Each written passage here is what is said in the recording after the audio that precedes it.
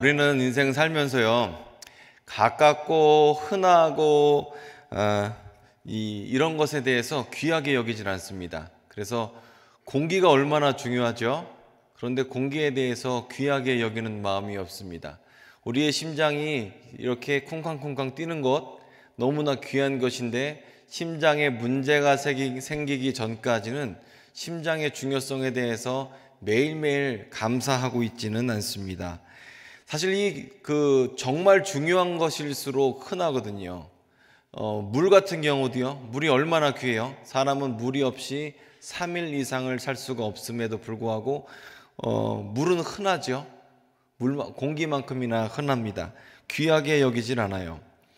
인간이 태어나서 자라고 성장하는데 가장 귀한 것은 가정입니다. 그런데 가정만큼 중요한 것이 없음에도 불구하고 우리는 가정에 대해서 매일 그렇게 감사하거나 고맙게 여기지를 않고 있습니다. 하나님께서는 사람을 만드시고 제일 처음에 한 남자와 한 여자를 통해서 가정을 만드셨고요. 또 하나님께서 처음 세우신 이 가정에는요, 하나님이 원하시는 운영 원칙이 있습니다. 오늘 이 하나님께서 원하시는 운영 원칙, 가정 운영 원칙에 대해서 우리 함께 말씀을 보도록 하겠습니다. 우리가 먼저 이 가정을 이루는 것을 생각해 보면, 한 남자와 한 여자가 만나서 결혼을 하게 된다는 것을 알 수 있죠. 한 남자와 한 여자가 결혼을 해요. 처음에는 이성적인 매력에 빠져서 연애를 하게 됩니다. 자, 그래서 여러분, 남편이나 아내가 처음에 멋있어 보여요. 그리고 또 재미있게 느껴지고, 그렇게 해서 연애가 시작이 됩니다. 요즘 보니까 여성분들 얘기를 들어보니까 나쁜 남자가 좋대요. 결혼하지 않은 사람들의 얘기인 것 같습니다. 나쁜 남자 만나면 어떻게 되는지 여러분 너무 잘 아시지 않습니까? 나쁜 남자 만나면 안 되죠. 왜냐하면 나쁜 남자가 나쁜 남자인 게 아니라, 이 나쁜 남자의 특징은 뭐냐면 잘 안 해주다 어쩌다 한번 잘해줘서 착각하게 만들잖아요. 그런데 이 나쁜 남자를 만나고 싶었지만 대부분 나쁜 놈을 만나서 평생 고생하게 된단 말이에요. 그래서 이 나쁜 남자가 결코 좋지가 않아요. 그리고 남자의 경우에는 이 유머 있는 남자가 인기가 많습니다. 하지만 여자들의 경우에는 유머 있는 여자는 별로 인기가 없죠. 여자는 유머 있는 여자 인기 없습니다. 잘 웃어주는 여자가 인기가 있어요. 웃기는 얘기 해주는 여자 별로 인기 없어요. 잘 웃는 여자가 인기가 있습니다. 그런데 여러분, 남편이 웃긴 얘기를 어서 해요. 듣고 와서 해요. 그러면 웃어요, 안 웃어요? 여자분들 안 웃죠? 안 웃어요. 우리 아버지가 어디 가서 재밌는 얘기를 듣고 와서 엄마한테 하면 우리 엄마가 안 웃으시더라고요. 왜 안 웃으시는지 알아요? 여자들이 왜 안 웃는지 알아요? 이 남자가 내가 웃으면 어디 가서 또 할까 봐. 그래서 웃겨도 안 하는 거예요. 너는 웃기지 말고 그냥 가만히 있어라. 그래서 웃긴 얘기를 들어도 안 웃는 겁니다. 그런데 여러분, 이렇게 웃어주는 게 필요해요. 남자들은 이렇게 여자가 웃어주면 거기에 다 넘어가게끔 되어 있습니다. 자, 어디서 제가 들은 얘기예요. 어떤 남자, 너무너무 훌륭한 남자가 있었는데, 이 남자한테 이 3명의 여자가 대시를 했다고 합니다. 한 명의 여자가 이 남자한테 이렇게 얘기를 해요. 나는 당신에게 권력을 줄 수 있습니다. 나하고 결혼해 주십시오. 이렇게 프로포즈를 해요. 두 번째 여자는 이렇게 얘기해요.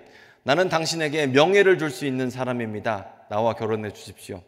세 번째 여자는 이렇게 얘기합니다. 나는 당신에게 돈을 줄 수 있습니다. 나와 결혼해 주십시오. 그래서 이 남자는 돈과 명예와 권력, 이 3가지 중에서 무엇을 선택했을까요? 그 중에서 제일 예쁜 여자랑 결혼했다고 합니다. 그래서 남자들은 사실 예쁜 여자를 원하지 돈, 권력, 명예, 웃기는 얘기 이거 다 필요 없습니다. 자기만 보고 잘 웃어주면 그걸로 만족하는 게 남자예요. 사실 우리가 연애를 할 때에는 콩깍지가 씨게 되지 않습니까? 저의 경우에는 제 와이프랑 연애할 때 제가 사는 집에서 와이프가 사는 집까지 거의 한 25마일, 30마일 정도 됐어요. 한국으로 따지면 40km 이상입니다. 편도가. 그런데 저는 거기를 매일 왕복을 했죠. 그리고 너무 멀지 않느냐. 이 40km면요, 우리 교회에서 김포공항까지의 거리예요. 김포공항을 매일 왕복을 하는 거죠.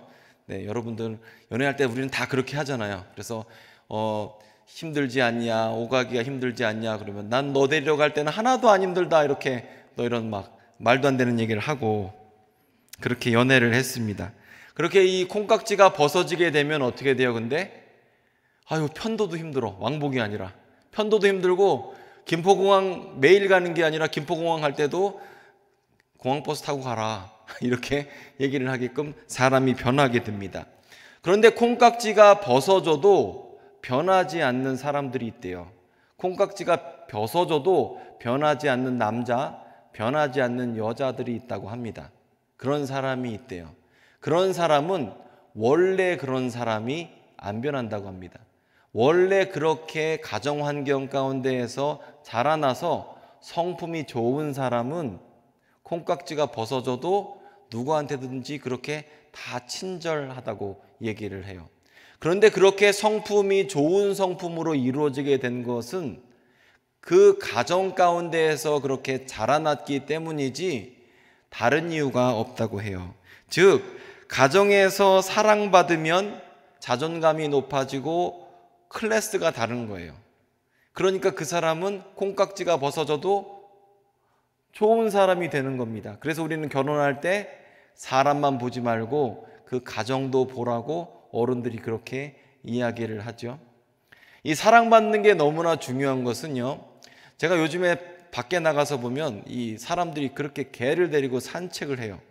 와, 개 사랑하는 게 보통이 아닙니다. 보면 개를 목에 짊어지고 안고 다니고 등에 짊어지고, 저는 우리 애도 그렇게 못할 것 같아요. 유모차에 끌고 다니고 또 비닐을 갖고 다니면서 똥 치고, 목마를까 봐 컵 가지고 다니면서 물 먹여 갖고 산책 다녀요. 정말 그 지극정성입니다. 그래서 요즘 개들은 개가 개인 줄 알아요? 사람인 줄 알아요? 개가 사람인 줄 압니다. 개가 사람인 줄 알아요. 그런데 저희 집에도 개가 한 마리 있는데 저는 사실 개를 2주일에 한 번 정도밖에 안 쓰다듬어줘요. 그러니까 이 개가, 우리 집안 식구들이 엄청 개를 위하거든요. 개가 다른 사람 앞에서는 다 지가 사람인 줄 알아요. 그래서 참견하고 짖고 달라고 그러고 그난리를 치는데, 제가 개를 개 취급하니까 개가 저한테는 개 흉내를 내더라고요. 철저하게. 그래서 제가 있으면 짖지도 않아요. 제가 뭐 먹으면 먹지도 않아요. 기다리고 있어요, 이렇게 흘리는 거. 그런데 우리 애들이나 와이프가 음식을 먹으면 옆에서 달라고 그렇게 얘기를 해요. 자기가 사람인 줄 아는 거죠. 하지만 여러분, 개도 사랑받으면 자존감이 높아지고 지가 사람인 줄 알아요. 사람도 마찬가지입니다. 우리가 사랑받고 존경받고 하게 되면 우리는 우리의 자존감이 높아지고, 그리고 우리의 자존감이 높아지면서 행복한 사람, 행복한 가정을 이룰 수가 있는 거예요. 사실 우리가 가정 가운데에서 사랑받지 못하게 되면요, 자존감이 낮아집니다. 사랑받지 못하면 자존감이 낮아져요. 자존감이 낮아지면 자존심이 세집니다. 그래서 물건 팔 때에는요, 상대방의 자존심을 자극하면 좋죠. 이 정도는 하실 수 있지 않습니까? 이런 식으로. 하지만 여러분, 자존감이 높은 것과 자존심은 반비례해요. 그래서 자존감이 높은 사람, 자존감이 무거운 사람은 자존심은 가볍습니다. 그래서 어디서 누군가 이상한 말을 해도 그러거나 말거나 든든해요. 왜냐하면 사랑받는 사람이기 때문에. 그런데 반대로 자존감이 약해요. 이런 사람은 자존심 조금만 건드리면 속에 있는 것이 다 나오게 돼요. 왜냐하면 자존심이 약하기 때문에. 이것이 반비례 작용을 꼭 하게 됩니다. 집에서 이렇게 인정받게 되면 자존감이 생기게 되고, 자존감이 없는 사람은 다른 것으로 보상하려고 합니다. 그래서 괜히 쓸데없이 명품 걸치고, 쓸데없이 좋은 차 타려고 하고, 쓸데없이 무엇인가를 보이기 위해서 애쓰는 것은 내 안에 비어있으면 비어있을수록 그런 외형적인 것에 치중하게끔 되어 있습니다. 물론 그게 다 사랑이 부족하기 때문이죠. 제가 예전에는 잠실 근처에서 이렇게 부목사 생활을 했어요. 그런데 그 근처에 연립주택이 참 많습니다. 원룸짜리. 근데 원룸에 사시는 분들도요, 자동차는 비싼 걸 타요. 비싼 거, 최신차를 타요. 외제차를 탑니다. 독일차를 탑니다. 그런데 문제는 독일차를 샀지만 왜 샀는지는 몰라요. 샀지만 유지할 능력은 없는 것 같아요. 제가 그걸 어떻게 하냐면 자동차에 먼지가 뽀얗게 앉았거든요. 그게 매일 타는 차면 그렇게 앉을 수가 없어요. 그렇게 앉은 이유가 왜 그럴까요? 원룸에 살면서 부족하니까 그것을 보이기 위해서 다른 소비를 하게끔 되어 있어요. 인간은 원래 그래요. 내가 소중한 존재이고 귀한 존재이고 자존감이 높으면 높을수록 쓸데없는데 돈을 사용하지 않습니다. 그리고 뿐만 아니라 우리가 성장하고 자라나고 있는 이 가정의 모든 것은요, 너무나 중요한 이유가 우리가 그렇게 어렸을 때부터 사랑받지 않으면 문제를 일으키는 경우가 많이 있습니다. 이혼율 증가나 사회적 소시오패스니 사이코패스니 하는 이 것들도 연구를 깊이하면 깊이할수록 이 부모님과의 유착관계와 가정 내의 문제가 어렸을 때 고착화되게 되는 경우가 많이 고착화되어 있으면서 결국 이런 결과가 나온다고 말을 하죠. 자, 그래서 여러분들 가정 가운데에서 서로 간에 평가하시는 게 참 중요해요. 마음은 전혀 그렇지 않지만 우리 애가 물어봐. 아빠 어떤 사람이야? 그러면 속으로는 절대로 그런 얘기 하고 싶지 않지만 너의 아빠는 약속을 잘 지키고 훌륭한 사람이고 이런 얘기를 해야 하는 거예요. 이런 얘기를 하고 그렇게 해야 됩니다. 내가 어디서 태어났냐? 그러면 너는 엄마 아빠가 너무너무 사랑해서 생긴 하나님께서 주신 선물이야. 이렇게 표현해야 됩니다. 요즘 애들은요 다 알아요. 우리 애들이 유치원 다닐 때에도 자기가 아빠가 엄마한테 씨를 줘서 그래서 아기가 생겼다 이렇게 다 알아요. 옛날에는 다리 밑에서 주워왔다고 그러잖아요. 요즘은 그거 안 통합니다. 유치원 때 다 배워요. 그렇게 그래서 가정 내에서도 이렇게 말을 조심스럽게 하는 게 참 필요해요. 애들이 물어봤을 때 내가 안 낳으려고 했는데 우리 집에서 농사 지려고 너를 낳았다. 이런 거 하면 안 돼요. 우리가 너를 안 낳으려고 했는데 어쩔 수 없이 애를 낳았다. 이런 말은 절대 하면 안 돼요. 제 친구 중에서 교회는 안 다니는데 저랑 친한 녀석이 하나 있습니다. 이 친구를 몇 년 전에 만났더니 넷째를 낳더라고요. 그래서 제가 넌 어떻게 애를 넷째를 낳냐 물어봤더니 그러더라고요. 자기가 거래처에서 양주를 선물로 받았대요. 그래서 넷째가 생겼다 이렇게 얘기를 하더라고요.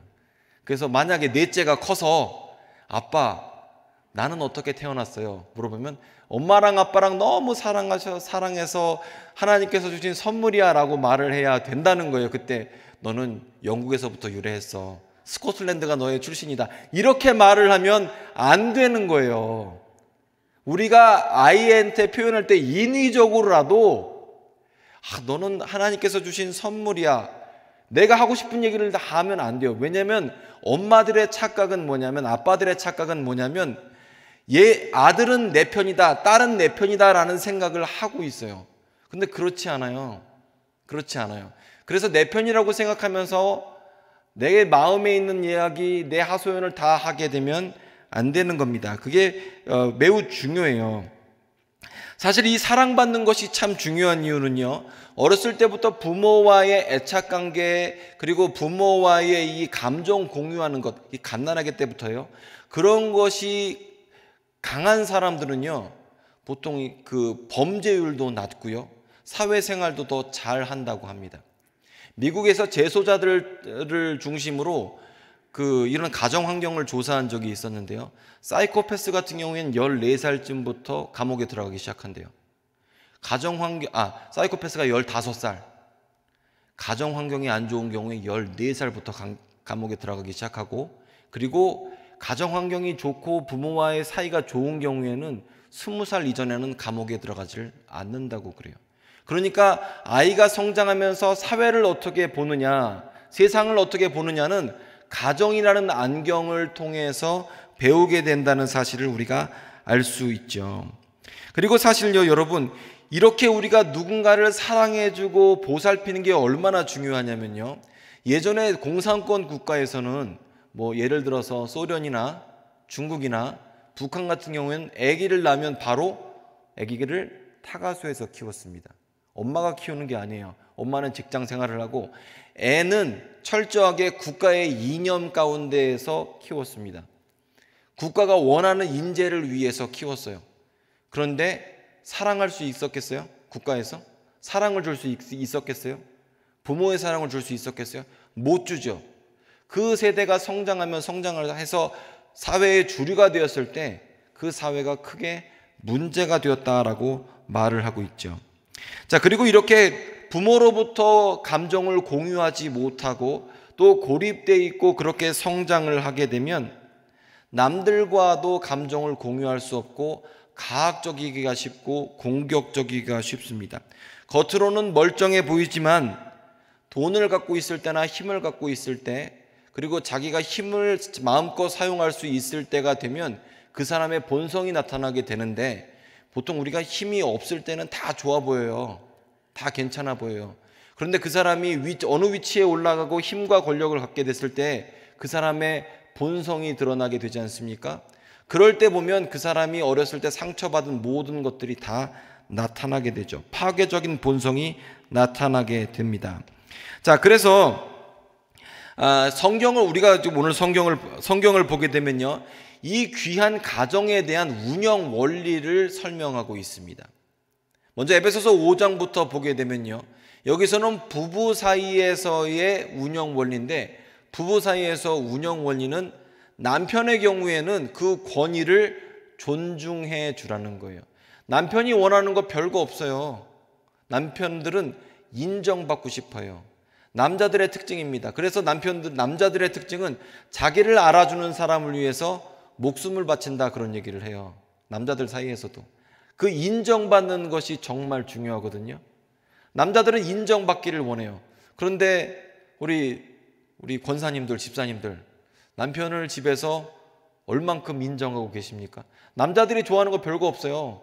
당신 참 잘한다, 대단해, 어디서 이런 거 배웠어, 이런 거 인정해 주면서 옆에서 박수 치면 돼요. 와, 당신 참 잘한다. 그러면 남자들은 바보 같아갖고 더 열심히 한단 말이에요. 단순해요. 저도 설거지를 이렇게 하다가 와이프가 잘한다고 그래요. 정리도 잘한다고 그래요. 그러면 정리도 하는 거예요. 별게 없어요. 잘한다 그러니까. 남자들 단순해요. 인정해 주는 게 참 필요하죠. 존경받기를 원해요. 그래서 남자들은 집에서 인정받고 존경을 받으면 딴 데 가서 인정과 존경을 원하지 않아요. 그런데 집에서 자기 여자에게 인정과 존경을 받지 못하면 또 딴 데 가서 다른 여자에게 인정과 존경을 요구할지도 몰라요. 조심하셔야 됩니다. 그래서 내 남편에게 존경하는 것, 인정하는 것 꼭 필요합니다. 왜냐하면 남자의 속성이 그렇기 때문에 그 부분이 채워져야 돼요. 남편을 꼭 인정해 주시기를 바라요. 자, 그리고 아내의 경우에는 사랑받기를 원합니다. 여자의 경우에는 무조건 사랑받기를 원해요. 사랑받기 원해서 결혼했고 사랑받았기 때문에 결혼을 한 겁니다. 결혼을 유지할 때도 마찬가지예요. 여자는 예쁘다는 얘기를 제일 좋아해요. 왜냐하면 사랑받고 있다는 표현이 예쁘다는 표현이기 때문에 당신은 참 예쁘다, 이런 얘기를 하면 다 좋아합니다. 예쁘다는 얘기 싫어하는 여자는 세상에 없어요. 우리 할머니 80 넘어서도요, 검버섯 이렇게 떼내고 나서 이쁘다 그러면 좋아하셨어요. 여자들 속성이에요. 무조건 여자들은 예쁘다 그러면 좋아합니다. 저는 습관적으로 그렇게 얘기를 해요. 우리 와이프는 예쁘다, 예쁘다. 며칠 전에도 머리에서 새치가 한두 개 있는데 저보고 빼라고 하더라고요. 그래서 제가 새치도 이쁘다, 빼지 말자. 물론 새치를 빼기가 귀찮아서 그랬습니다. 귀찮으니까 계속 뽑으라고 시킨다, 귀찮더라고요. 그래서 새치도 이쁘다, 빼지 말자, 보이지도 않는다, 너의 아름다움만 보인다, 이러면서 막 거짓말 막 하는데, 그래도 거짓말 아닙니다. 진실입니다. 그래서 와이프는 이쁘다. 그래서 여러분 아내에게 항상 예쁘다, 예쁘다 그렇게 하시는 것이 필요합니다. 자, 그리고 이렇게 부부간에서의 성경적 원리는 뭐냐면, 아내는 남편을 존경하고 권위를 인정해주고 남편은 아내를 사랑하되 예수님께서 교회를 사랑하신 것처럼 사랑하라고 성경은 말씀하고 있고요. 그 다음에 부모에 대한 겁니다. 사실 이 부부간에는요, 수평적 관계고 기브 앤 테이크 관계예요. 그리고 옛날 말처럼 부부 관계는 의복과 같습니다. 의복과 같다는 얘기는 몸에서 떨어질 수도 있다는 얘기거든요. 하지만 부모 관계는 부모와 자식 관계는 절대 그렇지가 않지요. 부모와 자식 관계는 거래 관계가 아닙니다. 일방적 관계예요. 그렇기 때문에 부모와 자식 관계를 통해서 어렸을 때는 하나님의 사랑을 배우기도 해요. 아, 하나님의 사랑은 이렇게 무조건적인 거구나. 이렇게 좋은 것이구나. 그래서 아버지 상과 하나님 상이 비슷한 경우가 많다고들 이야기를 합니다. 그래서 부모님의 사랑 가운데에서 하나님의 사랑의 넓이와 깊이와 높이와 너비를 알게 되는 경우가 많아요. 그래서 부모님께서 아낌없이 아이들을 사랑하는 것이 필요하고, 그리고 자녀된 입장에서 오늘 말씀을 보게 되면 부모님을 공경하라라고 말을 하고 있죠. 성경 10계명을 보게 되면 10가지 계명 중에서 하나님에 대한 4계명 다음에 제일 처음에 나오는 계명이 부모를 공경하라입니다. 살인하지 말라, 도둑질하지 말라, 간음하지 말라보다 더 중요한 것이 부모를 공경하라는 거예요. 저는 여기에 대해서 참 할 말이 없는 사람이에요. 지금 어떻게 해야 될지를 모르겠어요. 부모님을 공경하는 것이 참 쉽지가 않더라고요. 제가 보니까. 이게 제가 분가를 하고 떨어져 살고 이러면 참 공경하기가 쉽거든요. 어버이날 때만 가면 되니까. 근데 이걸 또 엄마 아버지하고 자꾸 마주치다 보니까 야, 부모님 공경하는 게 참 쉽지가 않은 거구나. 또 이렇게 그걸 깨닫게 돼요. 그런데 성경에서 말하는 것은 뭐냐면 부모님을 공경해라, 이렇게 말하고 있습니다. 그 권위를 존중하라고 말씀하고 있죠. 자, 여기까지가 오늘 성경 말씀인데요. 제가 이 말씀을 보면서 좀 생각을 해보니까, 그리고 또 저도 청년부 목회를 몇 년을 했고 또 여러분들을 보고 제가 느낀 게 뭐냐면 완벽한 가정이 없다는 거예요. 상처받은 사람이 참 많고, 부모님한테 상처받은 사람이 참 많고, 부부간에 상처받은 사람이 많고, 자식 간에 상처받은 사람이 많아서 사실 우리가 생각하는 일반적인 가정이란 게 잘 없다는 겁니다. 잘 없어요. 많은 가정에서 사랑받지 못하고 이 학대도요, 공격적으로 외면적으로 표출하는 학대도 있지만 아주 지능적으로 방치하는 학대도 많이 있어요. 부부 간에서도 부모 자식 간에서도 그렇고 이 방치하는 학대가 있습니다. 자, 그리고 부모님이 없거나 이혼한 경우도 많고요. 그리고 우리가 가정에 대해서 이만큼 중요한 것을 알면서도 완벽하지 못한 가정 가운데 저와 여러분이 살고 있다는 게 참 이게 가슴 아픈 일이죠. 그런데 오늘 에베소서 가운데에는 이 해결책도 함께 있습니다. 먼저 그 해결책은 무엇이냐면, 이 해결책은 저와 여러분 개인으로부터 시작한다는 거예요. 이 에베소서 1장부터 여러분께서 성경을 쭉 읽어보시면요, 먼저 에베소서에서 말하는 것이 무엇이냐면 이 한 사람의 가치요, 즉 우리가 가정 가운데에서 성장하면서 사랑을 받고 자존감이 생기고 본인 스스로 귀하다는 생각을 하면서 성장해요. 이게 믿는 사람이나 안 믿는 사람이나 똑같습니다. 그런데 혹시 그렇지 못한 가정 가운데에서 성장했을 때에 많은 경우에 어떻게 얘기를 하냐면, 그런 가정 가운데 성장했을 때 하나님을 만나면서 이게 회복되는 경우가 정말 많아요. 하나님을 만난다는 게 무슨 뜻이냐면, 내가 하나님의 사랑을 깨닫게 되는 것을 하나님을 만난다고 표현하지 않습니까? 그러니까 십자가에서 예수께서 죽으신 것이 나 때문이라는 사실을 알게 돼요. 그러면 첫 번째 하는 질문이 도대체 왜? 보통 거래로 생각하거든요. 뭘 나한테 얻어가려고 이렇게 생각을 해요. 하지만 하나님께서 우리에게 베푸신 그 사랑은 내가 사랑받을 조건이 있기 때문이 아니라, 에베소서 말씀을 보면 창세전에, 즉 천지가 있기 전에 주님께서 우리를 먼저 사랑하시고 지명하셔서, 그리고 그 사랑을 위해서 예수님을 이 땅 가운데 보내시고 십자가에서 죽게 하심을 통하여서 그 보혈로서 우리를 깨끗하게 하시고, 내 안에 죄악과 모든 것을 맑게 시키시고 하나님과의 관계를 회복시키셨다고 말하고 있어요. 즉 우리가 하나님의 사랑을 안다는 것은 하나님께서 십자가에서 우리에게 베푸신 그 행위와 희생을 안다는 것을 의미하고, 내가 사랑받는다는 것은 하나님이신 예수께서 이 땅 가운데 오셔서 나를 위해서 베푸신 모든 것을 인정하는 것을 의미해요. 그렇기 때문에 나라는 존재의 값어치는 얼만큼 귀한 겁니까? 나라는 존재의 값어치는 학대받아서 되는 존재가 아니에요. 나라는 존재의 가치는 천하보다 귀한 가치입니다. 그래서 사실 우리나라가 있는 이 민주주의나 이 서양 민주주의의 근원은 성경부터 시작입니다.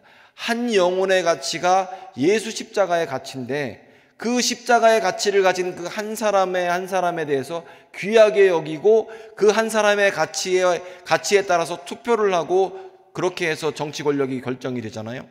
그래서 여러분 한 사람 한 사람이 너무나 귀하기 때문에 여러분의 자존감의 근거는 예수 십자가의 무게만큼 무겁다는 겁니다. 그런데 여기서 중요한 원리는 뭐냐면, 내가 하나님과의 관계가 회복되어서 여러분이 하나님 앞에서 죄 씻음 받고 깨끗함 받아서 하나님을 나의 아버지, 나의 하나님으로 부를 수가 있게 되면 수직적 관계가 회복이 되죠. 제가 에베소서에서 하는 말씀을 그대로 쉽게 얘기를 하는 거예요. 여러분과 하나님과의 수직적인 관계가 회복이 되면 수평적으로 막혀있던 모든 담도 같이 회복이 되는 겁니다. 그래서 예수께서는 이 땅 가운데에서 십자가의 보혈을 통하여서 우리의 모든 막힌 담을 허무셨다라고 에베소서는 선포하고 있습니다. 언제? 2000년 전에 이미 예수께서 우리 안에 막힌 모든 담을 허무셨습니다. 여러분 간에 부부 간에 있는 문제들, 부모 자식 간에 있는 문제들, 그리고 여러분 가정 가운데 있는 문제, 직장 가운데 있는 이 모든 관계에 막힌 담은 예수 십자가로 말미암아 이미 모두 다 그 막힌 담이 무너졌습니다. 이게 바로 회복의 근거입니다. 하나님께서 우리를 온전하게 하셨기 때문에 예수 믿기 전에는 내가 얼마나 귀한 존재인지 몰랐어요. 하지만 예수를 믿고 보니까 나라는 존재를 위해서 예수께서 십자가에서 죽으시고 피를 흘리셨습니다. 나는 사랑받을 조건이 없는데 그분께서 먼저 사랑하셨기 때문에 우리는 존귀한 자가 되는 겁니다. 그래서 여러분 한 분 한 분이요, 어마어마하게 존귀한 자예요. 이게 인생을 살아가는데도 정말 중요합니다. 불우한 가정에서 태어나서요, 사랑받지 못하면 어디 가서 학대받거나 차별받거나 해도 그러려니 하고 포기해버립니다. 체념해요. 사람이 그래요. 하지만 사랑받고 자존감이 높은 사람은 자신감에 대한 이야기가 아닙니다. 에고에 대한 이야기가 아니에요. 사랑받은 사람은 나는 이런 대접받을 사람이 아니고 나는 소망이 있는 사람으로 스스로 생각하기 때문에 희망을 갖고 일어서는 거예요. 왜냐하면 그 자존감의 힘은 어마어마하거든요. 그런데 그 자존감의 근거가 바로 예수님의 십자가다라는 거죠. 즉 하나님과의 수직적인 관계가 회복된 사람은 수평적인 관계도 문제가 없습니다. 자, 그렇다고 여러분 우리가 인간적인 노력으로 또 사랑받으면 완벽한 사회가 되니까 우리 자식을 잘 키우고 또 내가 사랑받은 존재가 되고 완벽한 것이 될 것이다, 인간적인 노력으로 될 것이다, 저는 그렇게 생각하지는 않습니다. 왜냐하면 우리 자체가 죄로 오염되어 있고 우리가 허물 많은 사람이고 우리의 판단이 때로는 틀릴 때가 많기 때문이죠. 하지만 여러분, 우리가 허물 많고 죄가 많다고 포기할 수는 없습니다. 왜냐하면 믿는 사람으로서 하나님의 나라를 이 땅 가운데에 이룰 의무가 우리 가운데 있기 때문이죠. 세상에 완벽한 가정은 없습니다. 다 부부간에 문제가 있고요, 자식 간에도 문제가 있고요, 가정 간에도 문제가 있고요. 문제 없는 가정은 하나도 없어요. 다 문제가 있어요. 하지만 우리를 회복시키시고 하나님의 자녀 삼으신 하나님께서, 우리 안에 역사하시는 성령 하나님께서 우리를 회복시키시고 놀랍게 치유하실 것을 우리는 믿는 사람들입니다. 자, 성경을 보게 되면 우리 하나님은 치유 전문가라고 그래요. 제가 엊그저께 인터넷으로 영어로 된 농담 같은 건데 그걸 좀 봤어요. 그 이야기를 여러분께 소개하고 그리고 오늘 설교를 마무리할까 합니다. 자, 하나님께서 쓰시는 사람들에 대한 이야기예요. 야곱은 사기꾼이었답니다. 베드로는 배신자였고요. 다윗은 바람둥이였죠. 어떻게 보면 가정 파괴범입니다. 근데 하나님은 쓰셨어요. 노아는 술주정뱅이였고요. 요나는 도망자였습니다. 바울은 살인자였고요. 기도는 불안장애를 갖고 있는 사람이었습니다. 미리암은 뒷담화하는 사람이고요. 마르다는 걱정이 많은 사람입니다. 도마는 의심이 많고요. 사라는 참을성이 없어서 하가를 첩으로 들였습니다. 엘리야는 우울증 환자였고요. 모세는 말 더듬는 사람이었습니다. 삭개오는 키가 작았고요. 심지어 아브라함은 늙었고요. 이게 하이라이트인데요. 나사로는 죽었습니다. 그런데 하나님은 죽은 사람도 살려서 주의 복음 전하는 사람으로 만드셨죠. 우리 하나님은요, 어떤 사람이든지 아무리 불완전한 사람, 또 문제 있는 사람도 그 손에 잡히면 온전하게 돼서 하나님의 일을 잘 감당하는 사람이 돼요. 우리 가정도 마찬가지입니다. 여러분 가정 가운데 담이 있을 수 있어요. 막힌 담이 있을 수 있어요. 하지만 여러분, 하나님께 맡기시면 하나님은 회복시키십니다. 또 하나님은요, 온전케 하시는 전문가입니다. 자, 우리 하나님께서 그 일의 전문가이신데 그 하나님께 여러분의 삶과 여러분의 가정을 맡기셨으면 좋겠습니다. 여러분의 부부 사이가 회복되기를 원하고 자녀와의 관계가 회복되기를 원합니다. 부모와의 관계가 회복되기를 원합니다. 여러분의 가정이 성령께서 운영하시는 귀한 가정 되기를 원합니다. 기도하겠습니다.